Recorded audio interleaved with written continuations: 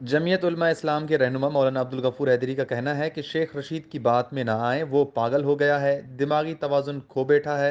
शेख रशीद के लीडर हवास बाख्ता हैं। इस्लामाबाद में मीडिया से गुफ्तगू करते हुए अब्दुल गफूर हैदरी ने कहा कि पूरी पीटीआई खौफजदा है, अंसारुल इस्लाम से खौफजदा हैं। अंसारुल इस्लाम कोई मिलिशिया नहीं जो लड़ाई करे।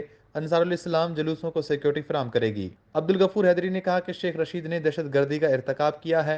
शेख रशीद जब अपोजिशन में थे तो लोगों से अपील की थी कि पकड़ो मारो। बदकिस्मती से पाकिस्तान पर दहशत गर्द मुसल्लत हैं।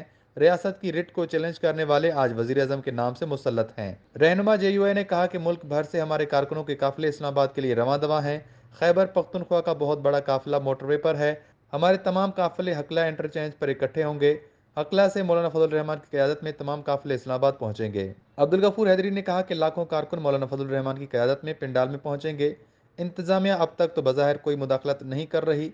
हम समझते हैं कि अदम मुदाखलत इंतजामिया के हक में फ़ायदेमंद है। उन्होंने कहा कि हम तसादुम बिल्कुल नहीं चाहते। हम इस मुल्क को अमन का गहवारा और मईशत बेहतर बनाना चाहते हैं। जब से ये टोला मुसल्लत हुआ है, मुल्क की क्या हालत है।